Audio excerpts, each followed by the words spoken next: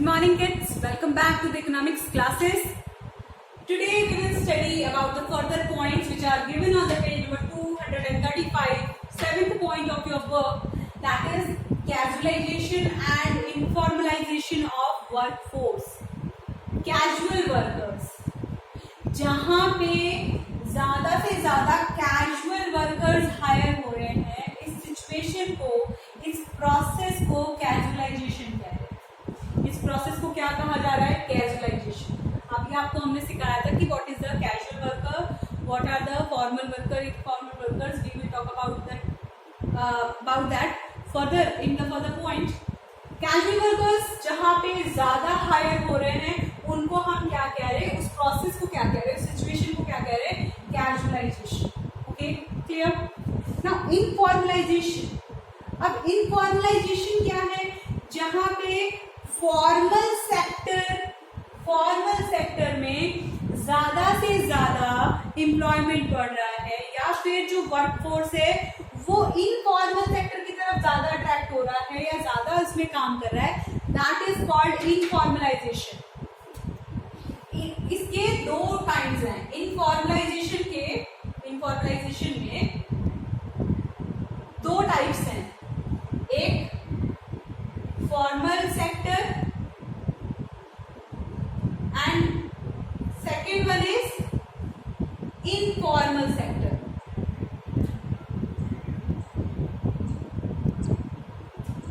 Kids, आपको याद होगा मैंने पढ़ाया आपको ऑर्गेनाइज्ड सेक्टर और अनऑर्गेनाइज्ड सेक्टर के बारे में. तो फॉर्मल क्या है? ऑर्गेनाइज्ड है. ठीक है. और इनफॉर्मल सेक्टर क्या है? अनऑर्गेनाइज्ड है. ठीक है. तो इनफॉर्मलाइजेशन वो प्रोसेस है जिसमें कि ज्यादा से ज्यादा लोग इनफॉर्मल सेक्टर में इंगेज्ड हैं. That is known as informalisation. ठीक है. ऑर्गेनाइज सेक्टर और अनऑर्गेनाइज सेक्टर आपको बहुत अच्छे से आता है, आपको बहुत अच्छे से एक्सप्लेन किया है मैंने.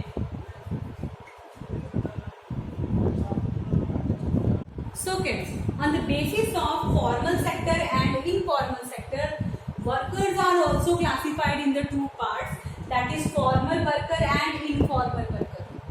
Okay? So formal workers work in organized sector and informal worker works in unorganized sector. Unorganized sector में काम करते हैं informal workers. Then formal workers are entitled with the social security. Social securities entitled या इनको मिलती है such as PF, pension, gratuity. इन लोगों को मिलती है. इनको जो formal workers हैं, those who are working in a organized sector. Okay, but those who are working in the informal sector, they are not entitled with any security. वो किसी भी security नहीं मिलती उनको, जैसे कि PF, ठीक है, पेंशन, ग्रेजुटी, इनको नहीं मिलती है. कौन किसको? जो इनफॉर्मल वर्कर्स है उनको. Then these formal workers can form the trade unions. Trade unions आप लोगों ने बहुत सारी मूवीज में भी देखा होगा कि ट्रेड यूनियन है, यूनियन का एक लीडर होता है. ठीक है. तो वैसे ही जो ऑर्गेनाइज सेक्टर्स होते हैं, जो फॉर्मल वर्कर्स होते हैं, वो लोग यूनियन बना सकते हैं, अपनी एक ट्रेड यूनियन बना सकते हैं. लेकिन ये इनफॉर्मल वर्कर्स अपनी कोई ट्रेड यूनियन नहीं बना सकते हैं. Then formal workers are protected by law.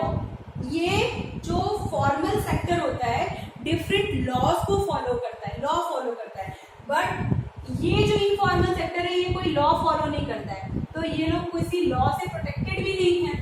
ठीक है. So this is the difference between, basic difference between formal workers and informal workers. Now see kids, unemployment in India is classified on two bases: rural basis, rural unemployment, and urban unemployment.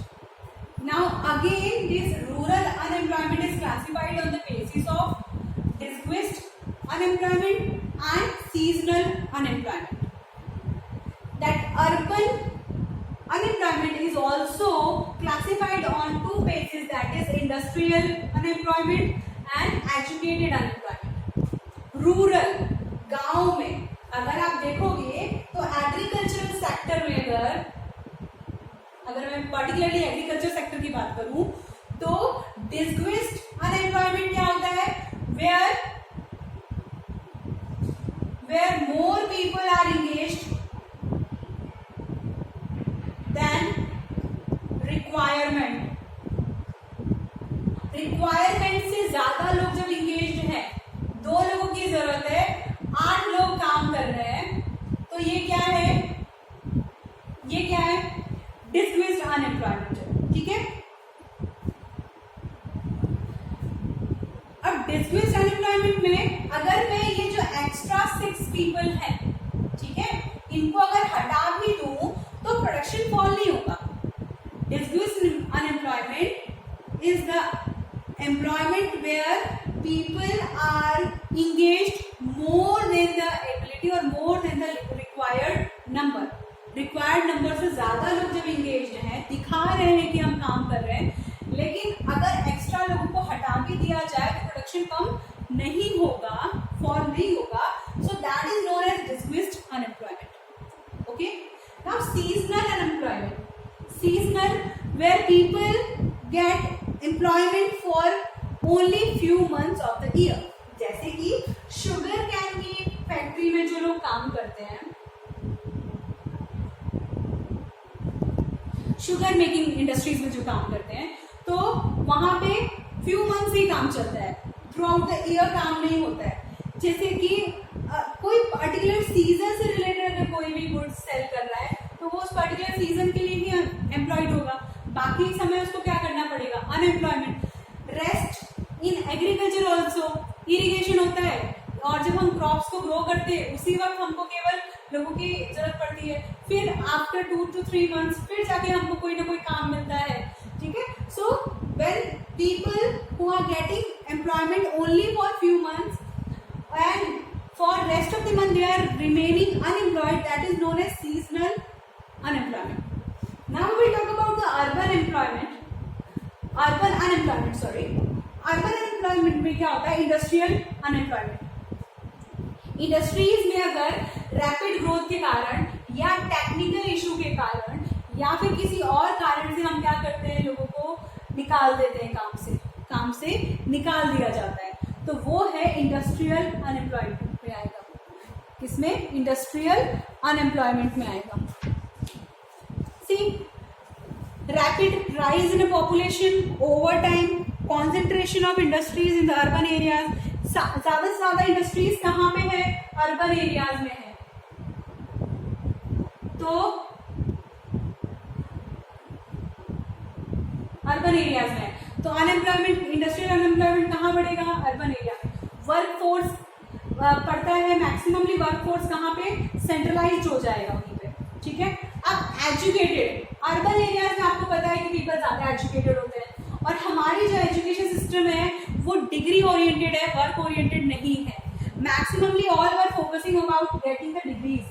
ठीक है, वो काम नहीं दिला सकता है, तो maximum people are having the degrees but they are not having the job. Increasing in the employment opportunity has increase the lag behind increase in size of educated. और जैसे जैसे एजुकेशन की ग्रोथ हो रही है, जैसे जैसे एजुकेशन बढ़ रहा है, वैसे वैसे एजुकेटेड अनएम्प्लॉयमेंट भी बढ़ रहा है। एजुकेटेड अनएम्प्लॉयमेंट भी बढ़ता जा रहा है। तो this is all about today's topic. I have covered up all the points. Now you have to go through it once. आपको एक बार इसको पढ़ना पड़ेगा and then if you are having any doubt you can ask me. Till then, take care. Bye bye.